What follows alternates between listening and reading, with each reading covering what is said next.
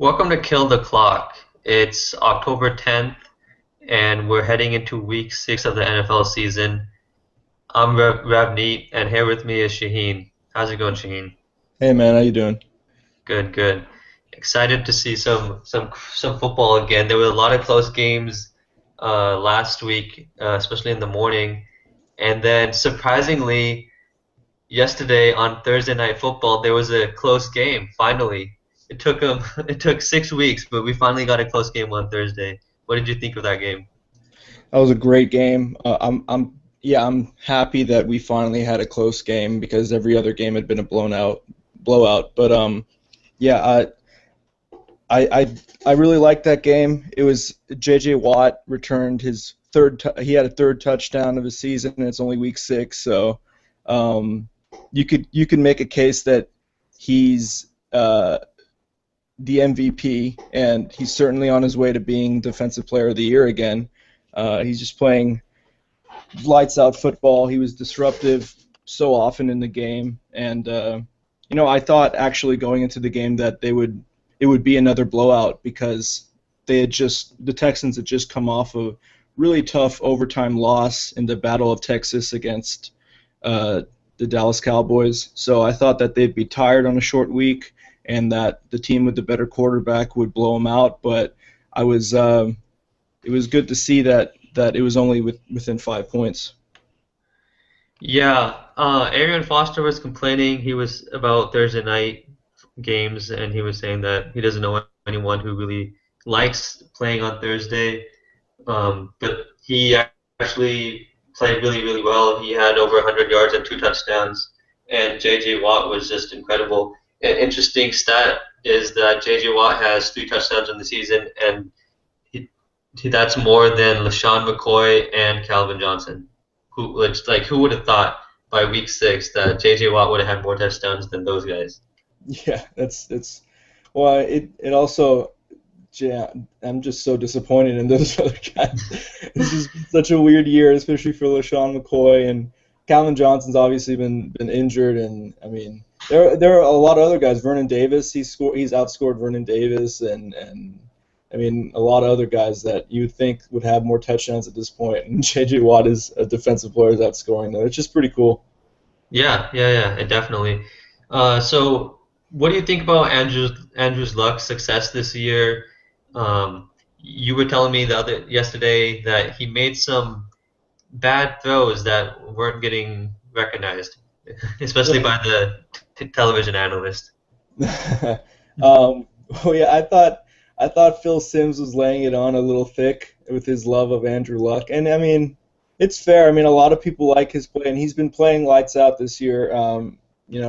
He has 17 touchdowns through 6 games, so he's really getting it done. And I think this is the first year that we could call him an elite quarterback because I certainly didn't call him an elite quarterback before this season, and everyone in the media was was eating that up. But I think this year is the year that we could say that maybe he's an elite quarterback. He's definitely taken that step forward.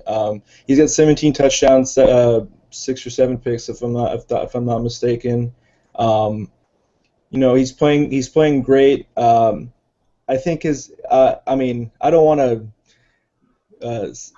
to hate on him. I don't want to appear like a hater, but he does play in a kind of a weak division. No, not kind of. It is a No, weak. it's a weak division. It There's is no, a weak. yeah.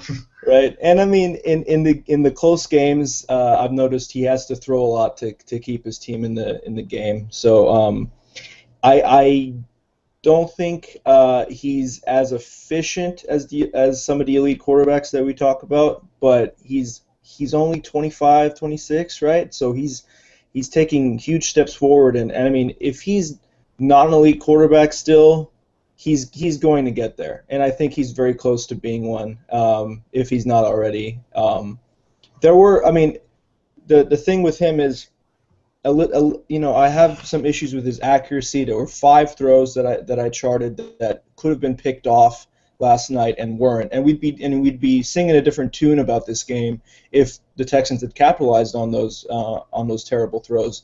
So I mean, one memorable example which I told you about yesterday was he breaks a tackle from I think Whitney Merciless, um, and he throws like falling down, getting the throw off, which is amazing considering the strength required to do that.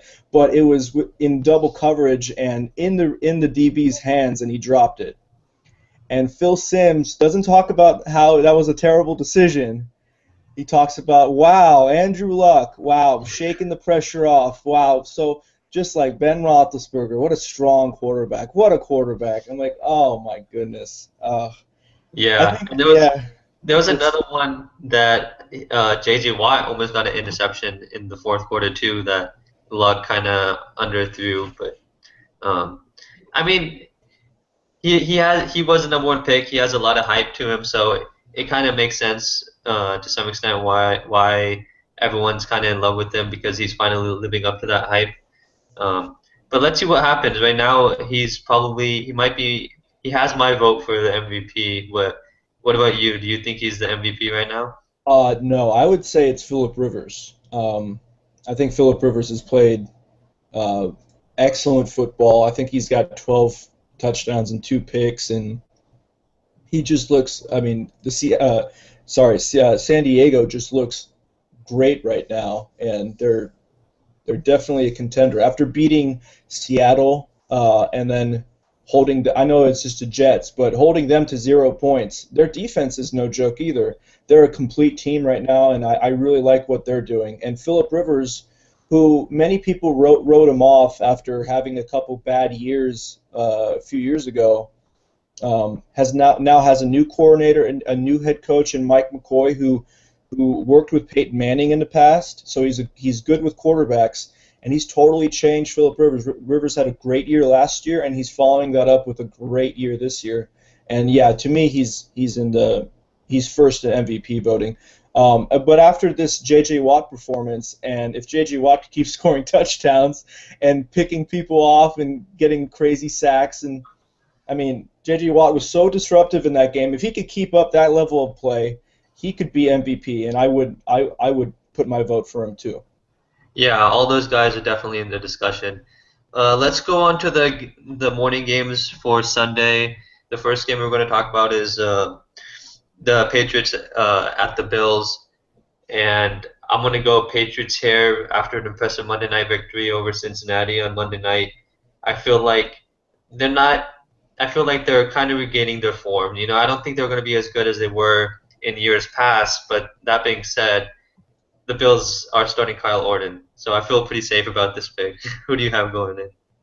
Yeah, I like the Pats too. I remember when we had the podcast last week. Uh, we were talking about, oh wow, all the doom and gloom that we were hearing that week about the Patriots. Wow, that certainly changed after the sparkling performance their team had against the Bengals. Bengals going into that game were considered an elite team, and they made them look pretty pedestrian in all facets of the game. Brady played great. They ran a lot of 12 personnel, which is one running back, two tight ends. Tim Wright had a couple plays. Rob Gronkowski had a huge game. The running game was great. The defense was awesome. So it was a complete performance. And I mean, leading up to that game, we heard Bill Belichick, all business. We're on to Cincinnati. We're on to Cincinnati. We're on to Cincinnati in the press Yeah, conference. that was And funny. yeah, it was so Bill for him to do that. But I mean, he's done that his whole career. Um, and I think, I'm not even really surprised that they put in that kind of performance. I'm not sure what team would have come into New England and beat them that night. I feel like the whole team had this kind of like, oh, no one's going to beat us tonight. We're sick of hearing all this media about telling us that we're done and this era is over. I don't think anyone was going to beat them, but they played that well. So I think I have them continuing that run of form, going 4-2 against the Bills. Yeah, I agree, and you could just see the energy in the first quarter, in the first two drives when they scored. They were just Brady was pumped up, everyone was pumped up on their bench, and Timothy Wright had a really good game. Can we expect games like this for him in the future? Can he be the next Aaron Hernandez? Oh, okay.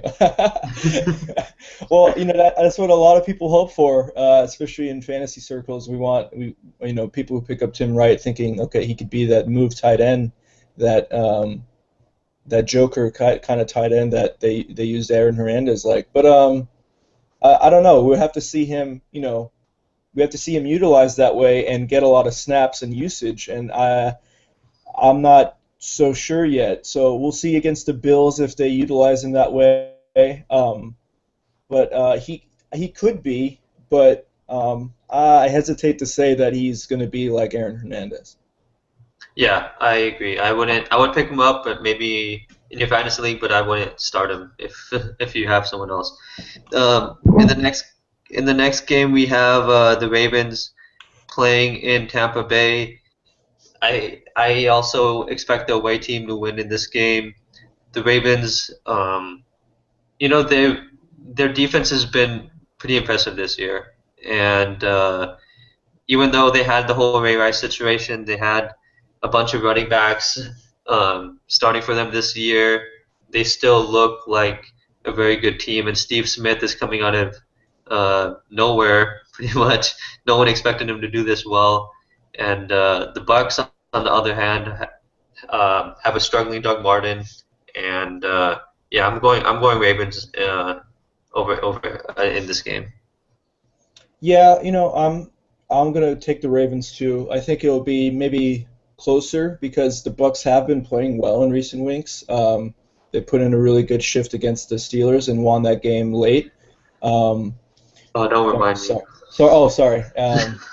Yeah, let's not talk about that. But Mike Glennon has definitely proven to be more of an upgrade than Josh McCown. Uh, so I think this is going to be a huge year for him to see if he could keep that up and maybe stake his claim to being the future quarterback. He's going up against a very good defense now, so we'll have to see how he does. They have a vicious pass rush. Terrell Suggs is a constant thorn in every quarterback's side, but I don't know. I like Glennon's poise. So I think Vegas has this Baltimore at, if I'm not mistaken, by 3.5. Okay, I thought it was more. I guess that makes sense because they're away. But yeah, I take the Ravens and the points there, 3.5, to beat Tampa Bay by maybe a touchdown or like 6 points or something. Okay. When Mike Glennon comes back, I'm sorry, when McCown comes back, do you think the Bucks are going to start him, or are they going to keep rolling with Mike Glennon? No, I think they should. I think they should go with Mike Glennon. If they go with McCown, I'm not sure how that would make sense, considering how McCown played early on. I mean, not that McCown was really that bad, but Glennon has been winning them games. Well, one game, but he's been keeping them close in games. Uh, I don't know. I think you roll with the young gun, see what he could do over the course of a season. Show some confidence in him and see if he could produce. I'm all about looking forward, and I think that would be the smart decision for the team to do instead of the career journeyman backup that McCown is. No, I'm with you there. Let's go to the next game. Pittsburgh playing in Cleveland. In the first game, the Steelers got off to a pretty big lead, and then the Browns came back to make it a close game that ended in 30-27. And Cleveland has been really surprising to me, to be honest. They've come back in a lot of games. Last week they came back against the Titans to win 29-28, and Hoyer threw two touchdowns in the fourth, I believe, that won them the game. I'm a Pittsburgh fan, and I don't really feel that confident going in. I would probably still pick my Steelers, but this Browns team is really really interesting, and I'm not too confident picking the Steelers in this one. Yeah, I see this. I see the Browns have a line by 1.5 points. It's at their place. I think, Joe Hayden might not be playing in this game, so that would be a huge. Not that he's been that great this season, anyways, but that's still a big loss. And oddly enough, the Browns' offense has played better than their defense, and I wouldn't expect that going into the season. But Brian Hoyer has done a good job this season. He's got a 6-to-1 touchdown interception ratio. His completion percentage 62.4, which is not great, but that's pretty good. That's respectable. So he's been taking care of the ball, and he's actually been doing a good job and holding off Johnny Manziel, which is, I guess, the bigger story there. But I still like the Steelers in this game, maybe by a field goal, because they seem to always have the Browns' number. Roethlisberger's career-wise has played really well against the Browns, but I expect this to be a close game too, because not only because this is a divisional opponent, but the Browns have played pretty well. I would say. I expected them to be a little worse, but they've got a nice ground game with Ben Tate. If he's healthy, is a pretty good runner. So. That's a pretty big if, though. Right. Yeah. No. I mean, he gashed the Titans for I think 134 yards on 22 carries or something. That's a big workload, and he produced that's a lot of production. So Yeah. I think he could get that same kind of production against the Steelers. The Steelers aren't that good defensively anymore. So we'll have to see. If Joe Hayden misses this game, Antonio Brown could go off. Not that it really matters because he goes off every week against anybody. It seems like he could line him up anywhere, and he has superb route running, and he's extremely productive this year. So I like the Steelers by a field goal.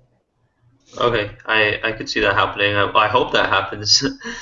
Let's go to the next game, Carolina playing in Cincinnati. I'm expecting Cincinnati to bounce back after their performance on Monday night. The Panthers haven't been too good. I mean, like, they're atop of the division, but Atlanta has been struggling. The Saints have been struggling, and I haven't been impressed with what the Panthers have been doing. They have a lot of injuries at the running back position, and Cam is still not 100%. You could see that by him trying to stay in the pocket more, not trying to run as much. And Cincinnati, it's confirmed that AJ Green would not play this game, but regardless, this roster for the Bengals is the most stacked I've seen them in the last decade, and I am really, really scared as a Steeler fan with this Bengals team. But who do you have in this game, and what do you think about the Bengals in general? I think the Bengals are a great team. I think they have probably one of the best rosters on paper in the entire National Football League, and that might be, hard to swallow for some people. But the Bengals, they're good, yeah, but they are. If you take away that really bad performance against New England, like I said, I don't think anyone was going to beat New England that night. They have a very good team, and they have a couple issues going into this game. AJ Green suffered a toe injury on Wednesday and had to be carted off the practice field. They said the official website said he might miss a couple weeks, so I'm going to say he's not going to miss this game for sure. So if he's going to be out, I expect him to lean heavily on the running game, and they have a good 1-2 punch with Giovanni Bernard and Jeremy Hill. So, I mean, the way they use them is, I think I would like to see Jeremy Hill get more of the inside runs, and Giovanni Bernard maybe get a lot of outside runs, zone runs, and catching the ball out of the backfield. Because if you give the ball to Giovanni on inside runs, to this point he hasn't been that great, around 3 yards a carry. But luckily for Cincinnati, even with AJ Green gone, they should be able to score points because Carolina's defense has been terrible this season, not even close to what it was last season. They deactivated Greg Hardy because of his domestic violence issues, and he's a big part of their defense. So they're 24th in defensive efficiency right now. And the guy that I'd look to, if Carolina has to have a shot in this game, the guy that has to step up in a big way is Kawan Short, their rookie draft pick. He dominated the Bears last week, and he has to have a similar type of game against a better offensive line and a better running game. Well, not a better running game, but a heavy running game. So he's going to have to put in a big shift if they have a chance. Um, Offensively, Carolina hasn't been impressive to me, but you know, because it's been easier stopping Newton this year because of the injuries they've had with the running game. So we might have to see some magic from Cam Newton to win this game. I just don't see it happening. I think the Bengals will win maybe by 10 points or something. Okay, I could see that happening. I mean, they're playing at home, and so far this is the only pick that we both have the home team winning, and the next game is Denver playing in New York, and I'm probably going to go with the away team again because I just do not like the Jets this year, and um, it was interesting to see the Jets play Michael Vick. We talked about it in the last podcast how it was a possibility that he played if Geno struggled, and that sure enough was the case. But Michael Vick just looked even worse, and it was probably he was. I mean, he's been rusty, and he said he admitted in practice, or that he didn't really try as hard in practice, and he took it for granted. That being said, I don't see anything changing. I'm going to go with the Broncos in this one. Yeah, the Jets are unraveling at the seams. They had a defensive player say that they're not practicing and preparing the right way. Michael Vick said he wasn't prepared to play. Dude, this is your job.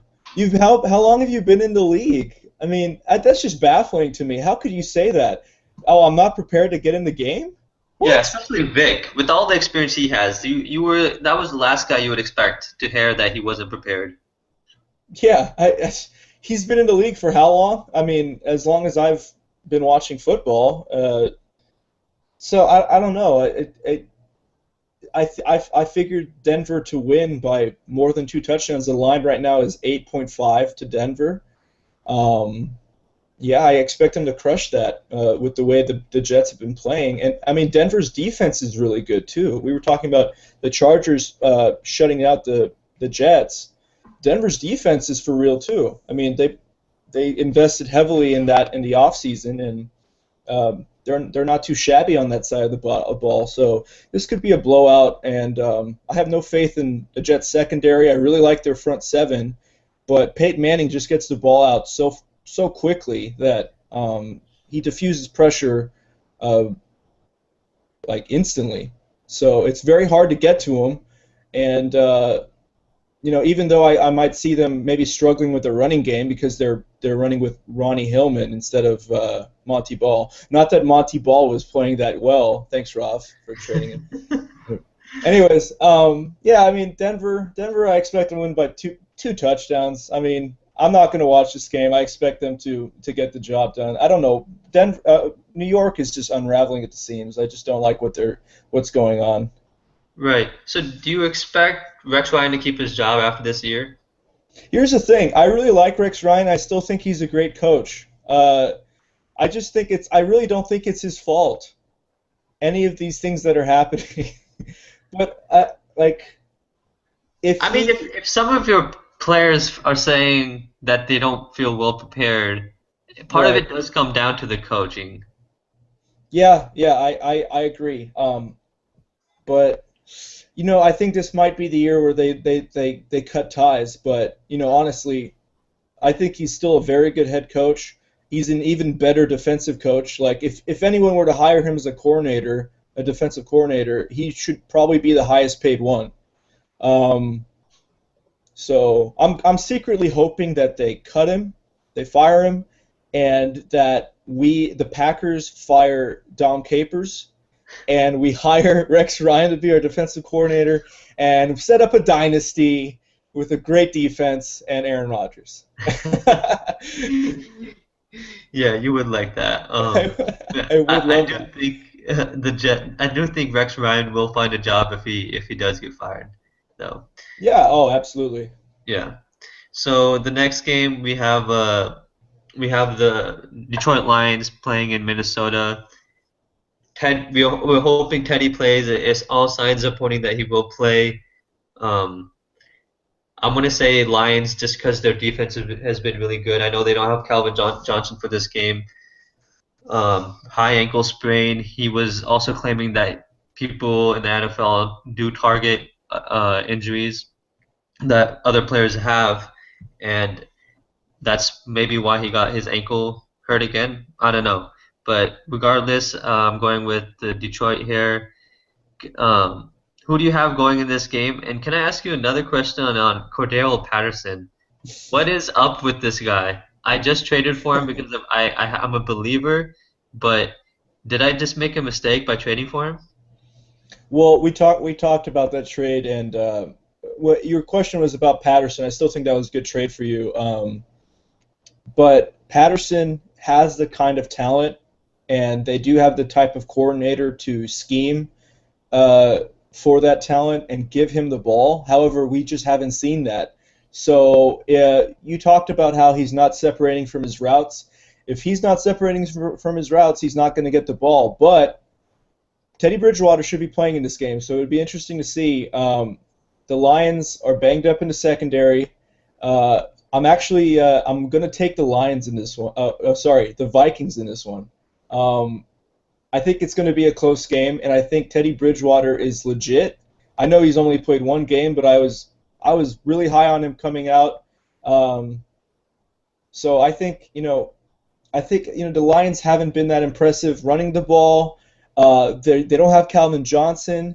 There's good value with the home underdog. The Vikings are favored by 1 point by Vegas. I'll take that point, and I think the Vikings will win by a field goal. I really like Teddy Bridgewater, and I think he could beat this team. Let's see what happens. This was our first disagreement of tonight.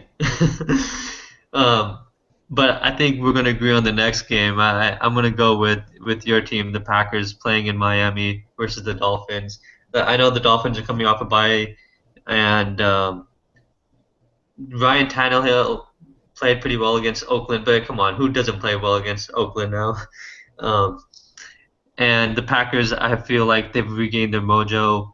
Aaron Rodgers, after telling everyone to relax, has proven once again that he is a top two, if not the best quarterback in the game today. So who do you have going who do you have winning this game in Miami?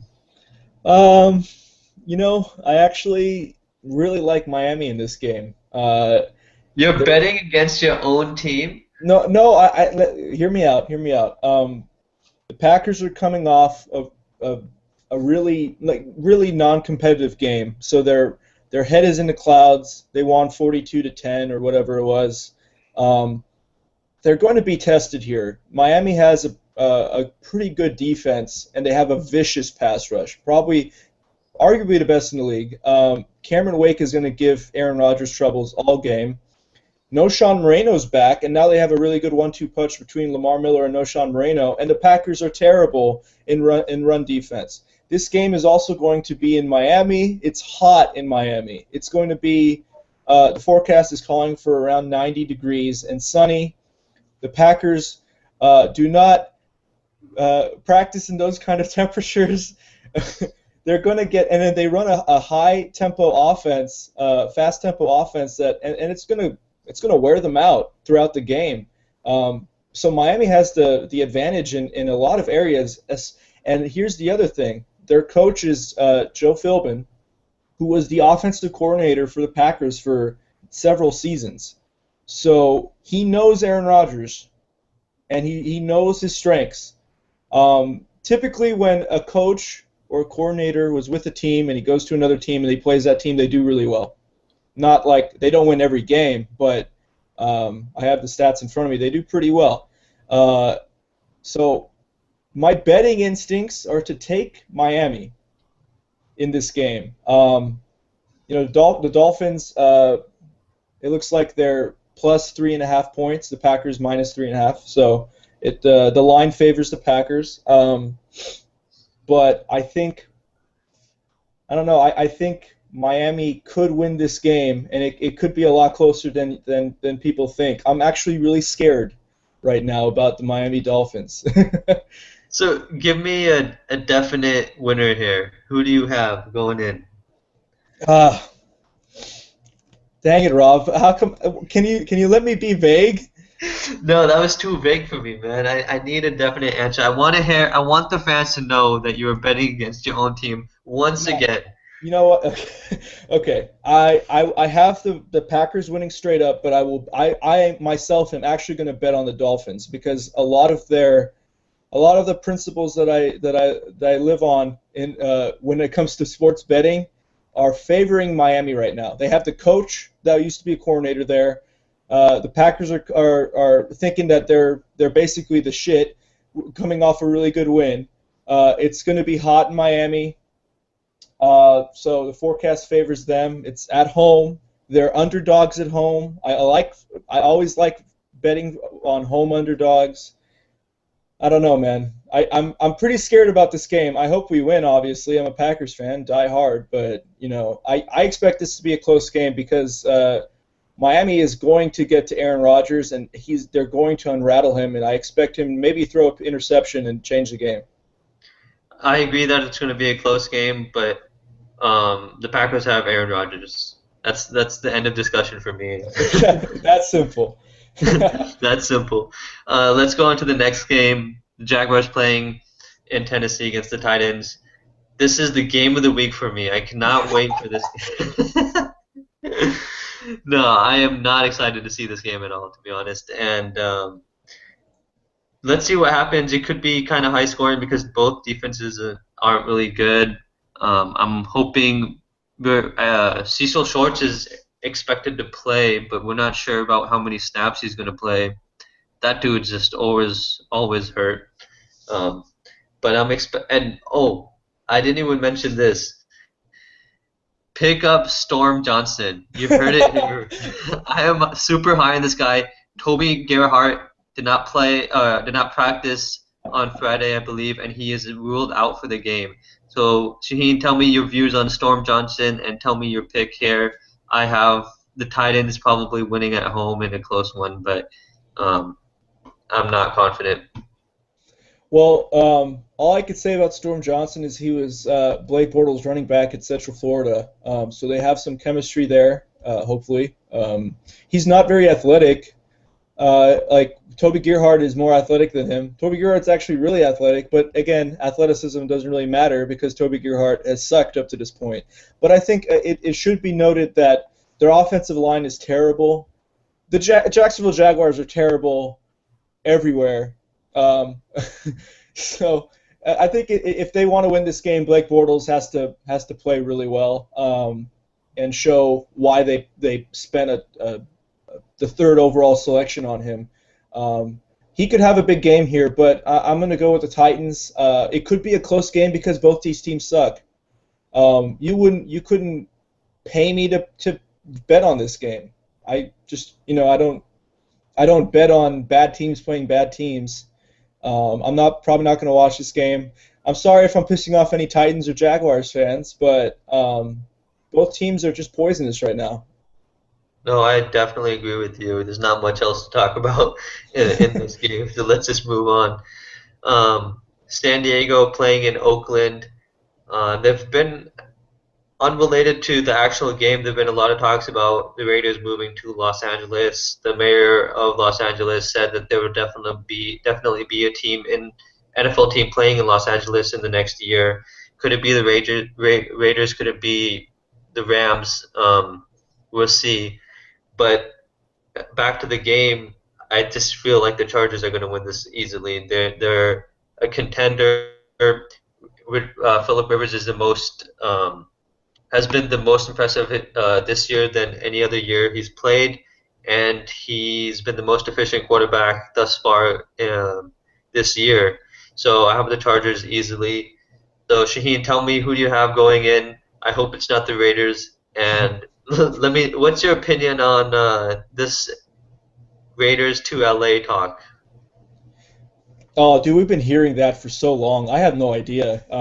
you could drive yourself crazy by listening to all that talk. I mean, I'm sure like Raiders fans have been hearing that for years and years, and they're not sure if they're going to relocate. And they're look at this insider saying that they are going to within a year.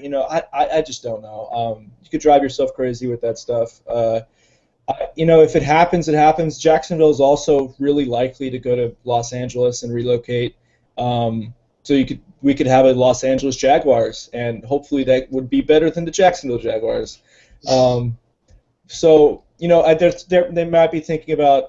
The latest rumor, I guess, is that they would move Seattle to the AFC West, and the Raiders would be in the NFC. It would be Los Angeles, and they'd be in the NFC West. So, well, that would be great if you're a Niner fan. You get to beat up on the Raiders, and you really only have to worry about the Cardinals in that division at the moment. The Rams are still a pretty good team despite the quarterback situation. So yeah, I don't know. It would make the AFC West really interesting because all of a sudden Denver, Seattle, and San Diego and Kansas City, that might be the best division of football all of a sudden. Yeah, it definitely would be. Let's see what happens. I mean, a benefit for the Niners would also be, I mean, besides Seattle leaving their division, would be that they would be the only team in Northern California, so their fan base would possibly grow even more. But let's see what happens. We're expecting the Chargers to win this game, but there's far more crazy news going around in Raider Nation right now. Let's move on to the Bears and Falcons. This game is in Atlanta. The Bears blew a really, really close game last week against the Panthers where their former tight end scored 2 touchdowns, Greg Olsen, against them. But I'm expecting them to play well. I'm not sure if they'll play well enough to beat the Falcons. I'm going to take the Falcons at home, but I'm expecting this to be a very good game and a very high-scoring game. What are your thoughts on this game? You're exactly right. I expect this to be a high-scoring game. Both defenses suck. They can't stop anybody. So we might see very minimal punting and a lot of scoring, and that's great. If you have players on your fantasy team that are on Atlanta or Chicago, put them in your lineup. I figured this might be the game of the week. I like Atlanta in this one. I think I like Matt Ryan coming off a loss, and I think the Bears are really in a bad spot right now. This is a big game for both teams for their division aspirations. They're sitting at 2-3. You really don't want to fall 2-4, especially with the other teams. I guess if you're Atlanta, you could kind of fall. You could fall 2-4 because the Saints have a poor record.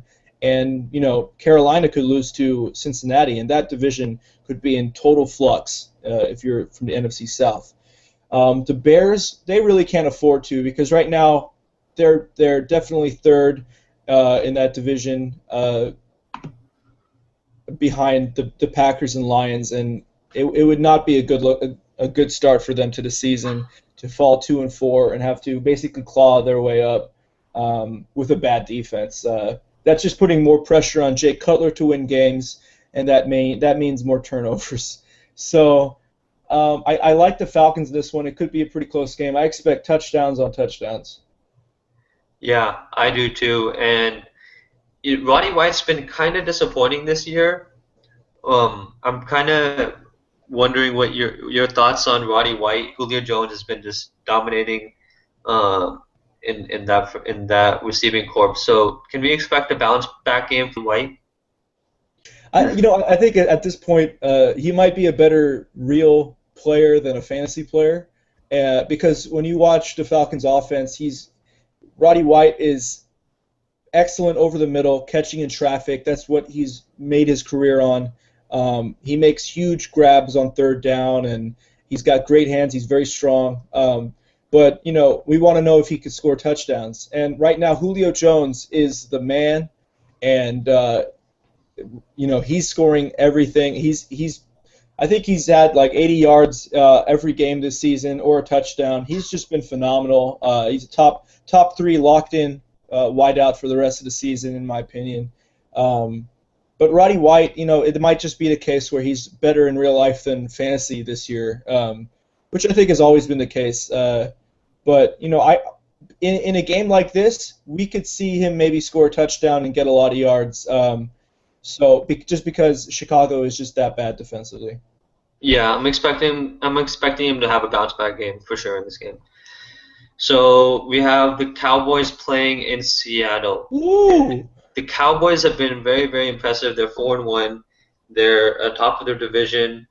And I've been counting them out for a long time.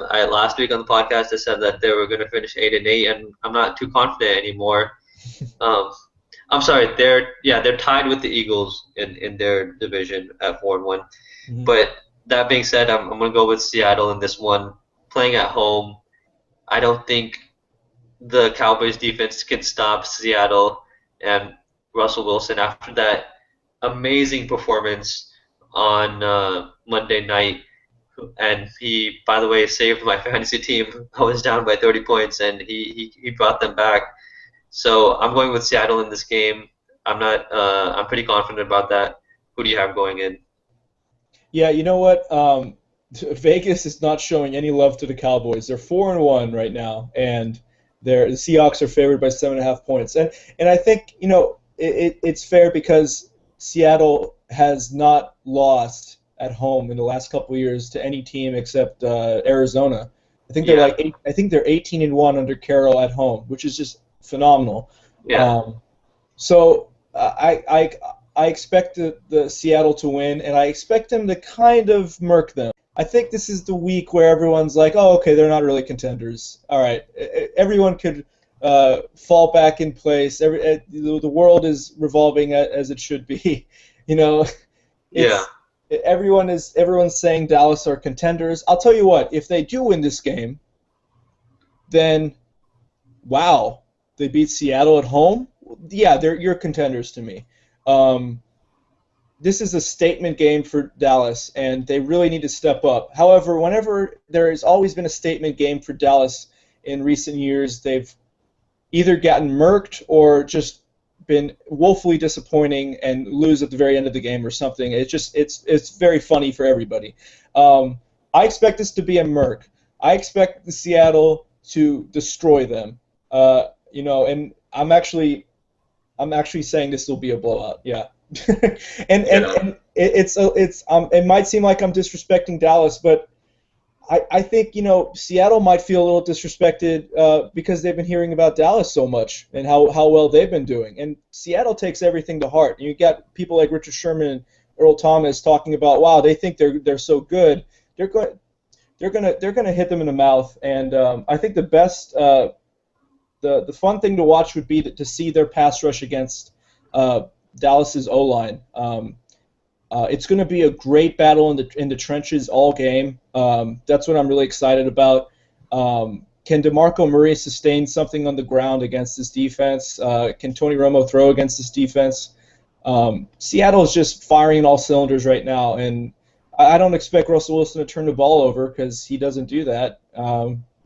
And he's just been tearing everybody apart with his legs and his arms. So, um, yeah, I expect Seattle to win by maybe more than 10 points. I'm also expecting DeMarco to have his worst game of the year.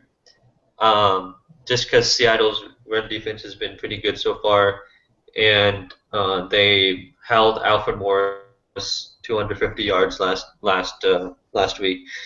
I'm so confident that Seattle's gonna win. I'm like willing to wear a dress if they don't. Like I am that confident in Seattle. Oh, wow. Okay. All right. Yeah. We'll post this on the Facebook page. If If Dallas that wins this happens, game. that's a big if. Yeah, No, sure. but you have to wear a dress. We heard it on the podcast. You got to do it. Okay, fair enough. Fair enough. You got to wear a dress. I'll pick it out for you. Okay, thanks. Um, let's move on to the next game. There's three more games left, so um, this one is probably the least interesting of the three. We have the Redskins playing in Arizona. A lot of this game depends on whether we see Carson Palmer playing, and he's questionable right now. I'm hoping he plays because this Cardinals team is already exceeding expectations, and they're just going to get that much better when he comes back. They're already top of their division, tied with Seattle at 3-1, and I think they're going to win this game too, regardless if Carson Palmer plays or not. But if he plays, then I'm definitely going Cardinals in this game. Yeah, Drew Stanton and Carson Palmer are both questionable to play. Logan Thomas, if he plays, well, in that case, the Redskins could win. But it really depends on who plays, who starts at quarterback. As you said, if Stanton or Palmer do, I expect the Cardinals to win. The Cardinals are just a better team, and you know, I think I really like what they're doing. I know they had a really tough loss against Denver, and they might feel like people might feel like they're not a good team and they're a pretender, but I still really like the Cardinals. They did suffer a huge loss in that game. Calais Campbell, arguably the top defensive lineman in the NFL, if not the best, one of the best, is out. I don't know how long he's out for, but that's a huge loss. And they've already suffered huge losses, and they've played really well. But I don't know if that loss is going to be something they'll be able to adapt to, because they really couldn't lose him. I mean, you lose two of your best linebackers from last season. Okay, you bring in some other guys, and they've performed admirably, and this is one of the best run stop units in the league.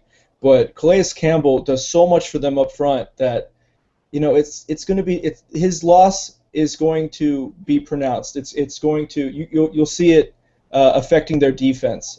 Having said that, though, I expect the Cardinals to win. Okay, that makes sense. Also, Patrick Peterson was dealing with the ankle injury, and it seems like he's gonna play because he did practice um, on Friday. Yeah, So that'll be fun to watch Deshaun against Patrick Peterson. yeah, yeah, definitely.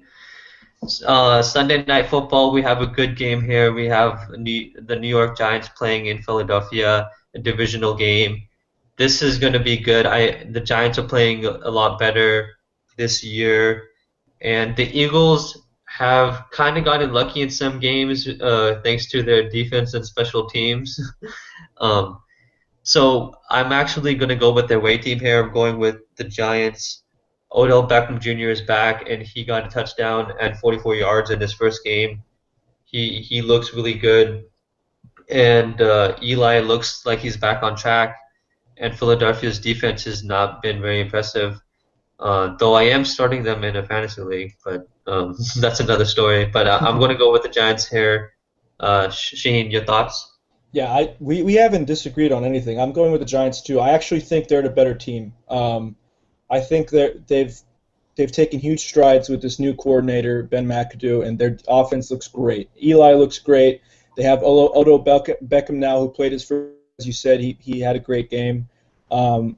They've got great weapons on the outside, and they're running a lot of three wideouts, a lot like the Packers do, a quick hitting offense, and the Philadelphia is vulnerable everywhere on their defense. So they'll be able to run, they'll be able to pass, and they should be able to score points. And Philadelphia, you might think that they'll be able to score points, but the Giants actually have a very good defense. And much like the problems that the Eagles ran into against the Niners a week ago, or 2 weeks ago rather, I think we'll still see those problems because they are going up against a legitimately good defense again. So I expect the Giants to win this game. This could be a great game, and this is probably one of the other games of the week, along with the Bears and Falcons game, and this could be very high scoring too. But right now, I just see there's so many problems on the Philadelphia offensive line with Evan Mathis, who's one of the best guard, probably the best guard in the league at left guard. Jason Kelsey, their center, both of them being out. is a huge loss. LaShawn McCoy hasn't been able to run the ball effectively at all this season, and it's not his fault. It is not his fault. It's the offensive line not winning the battle in the trenches week to week, and those two losses are huge. So I expect them to struggle again against a quality defensive line play that the Giants possess. Yeah, it's really tough for LaShawn McCoy fantasy owners right now, and if I didn't have the number one overall pick, but if I did, I might have gone with him or Adrian Peterson, and both would have been bust at this point. I guess you would rather have LaShawn, but I mean, goodness, he's been struggling, and as you said, it's been mostly due to the offensive line. They will get healthier and whatnot, but um, I would probably trade LaShawn if you could get good value for him at this Well, point. no, if you don't have LaShawn, I think he's an excellent buy low to make because those guys will come back, and by the time the playoffs start, they'll be in the lineup. And LaShawn will be able to, well, theoretically, be able to run better. But yeah, I've been sending lots of trade offers to LaShawn McCoy owners, and none of them are budging because he was their number one overall pick or close to it. So they don't want to budge on that. And you know, every week that they're struggling, and I expect this to be another one, I will keep sending those trade offers because I expect LaShawn McCoy to have a better second half of the season than this first half, and because he'll get those guys back. And it could shoot me in the foot if I do end up trading for LaShawn and those guys don't come back in time to make the first playoff game or something, you know. Yeah. So I think Evan Mathis is out until week 13, and that's right when the playoffs start or something. So it really depends on when those guys are back because those are elite players on their offensive line. That was a huge part in why they were the best running offense last season, and they had the most rushing yards last season. But yeah, I expect them to struggle again. Yeah, I agree, and I think LaShawn is also going to struggle as a result. Let's move on to the Monday night game. We have another divisional game between the Niners and the Rams. This game's in St. Louis. I'm going to go with the Niners just because the Rams have been, I mean, they've been banged up, especially at the quarterback position. Austin Davis has been impressive. He has 6 touchdowns over the last 2 weeks. So don't count the Rams out, and it's not like the Niners defense has been up to par from what they've had in the last few years. So, I mean, I can see the Rams winning since they're at home, but I'm going to go with the Niners here. Um, Shaheen, who do you have going into this game?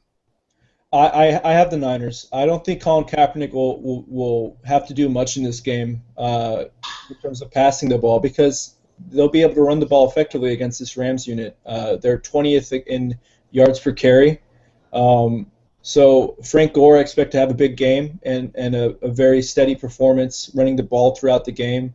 Um, you know, if they don't score touchdowns, they'll kill him with Phil Dawson. You know, I just don't think the Rams will score enough points against a very stout, even undermanned Niners unit, but they've been playing fantastic football defensively. Vic Fangio is one of the best coordinators in the league defensively. So, you know, I expect the Niners to win. If they don't score touchdowns, they'll kill them by Phil Dawson. Yeah. Um, just I want to know your opinion on Brian Quick. He was on the waiver wire for some time now, and he's on pace for almost 1,300 yards and 12 touchdowns. Are you He's, starting he's this on he's guy? on the he's on the waiver wire. I mean, before his 2 touchdown game last week, he What was are he you was What are you doing, people? Go get him. No, that Brian Quick is the real deal. He is very talented, and Austin Davis is shoveling the ball to him at any opportunity. He is. I mean, Tavon Austin is a huge disappointment and hasn't been able to do anything. Jarrett Cook, I don't even know who that guy is anymore. Brian Quick is the dude, and him and Zach Stacy are basically their offense. So I expect him to get a lot of targets against the Niners. I don't know if he'll score a touchdown, but I expect him to get a lot of work. right, right. Well, I hope he does well because I do have him in a lot of leagues. Just a quick note on Zach Stacy. He did practice completely today, so he's most likely going to play. And it gives him, since the game's on Monday, he has an extra day to rest. He did have a strained calf, but he is expected to play. So that concludes our reviews on all of the games this week. I just want to do a quick segment on fantasy real quick. I want to give you guys some. This is our segment on fantasy advice. So my advice to you this week is pick up Storm Johnson. I can't stress that enough. He could be last year's Zach Stacey, or he could be a bust. But I would rather pick him up earlier and be safe and see if he has a good game, and then that way you already beat everyone to him. Shaheen, do you have any fantasy advice? You already said that you should buy low on LaShawn McCoy. Do you have anything else you would advise the fantasy world out there? Yeah, I would buy low on Des Bryant. I don't know if people think he's been an elite wideout this season, but he hasn't. But I'd buy low on him. I'd buy low on Tony Romo. I would buy low on, let's see. Um, a name flashed in my mind, but I can't think of it now. Dang. Maybe I don't know now. Well, Yeah, let's think about sell highs. Who would you sell high on at this point? I would, man, I would maybe sell high on maybe Matt Ryan, to be honest. I really love Oh, Matt Ryan, but I feel like I'm not completely sure if he picks it up. If he stays consistent through the whole year, it and a lot of it does depend on Julio Jones and if he could stay healthy. Another guy I'm kind of worried about is Arian Foster because you could actually sell really high on him now. He's putting RB1 numbers easily the last 2 weeks, and he's had 2 touchdowns in both of those games. But he has had an injury past, and he was already injured this year before with the hamstring injury. And um, yeah, so I would maybe sell high on both of those guys. um, I agree with you on Foster. That's about it. You think Matt Ryan's gonna keep it up this whole year? I mean, he's kind of struggled last week, um, and I think he had a couple of picks, and he had another game I think in was it week 3 where he threw like 3 picks. I know one of them was at the end of the game when they were going for a Hail Mary, um, but I'm not sure. I just think that with the way their team is set up, that their defense is going to keep the opposing team in games more frequently than other teams. So I think he's going to have to basically be on the field and produce more than other quarterbacks, and he's a very good quarterback. So with more opportunity, that's exactly what you want in fantasy. If games are close, he's going to have to score more. He's going to have more pressure to produce. So I'm okay with Matt Ryan the rest of the way because their defense is going to make it tough on the entire team to keep winning games, and he's going to have to do it. Would you trade Matt Ryan for Drew Brees? Oh yeah, I would. Oh, that's an excellent buy low, by the way, is Drew Brees. He You're has not. expecting Drew Brees to pick it up Oh, eventually. absolutely. I always bet on an elite quarterback to pick it up. Yeah, I expect the Saints as a team to pick it up. They're on bye this week, so we didn't talk about them. But yeah, the Saints. I know they have not looked good, and they just lost Jarris Bird, who they spent a lot of money on in the offseason. But I expect them to turn it around. They're a very good, well-run organization, very good coaching staff, and I'm gonna bet on Drew Brees to pick it up. Yeah, I agree. Like he's been a definitely top 5 quarterback in the last like 6, 7 years, and I don't see any reason why he won't pick it up in the future, especially with the new addition of star rookie Brandon Cooks. Right. So that concludes our podcast previewing Week 6 of the NFL season.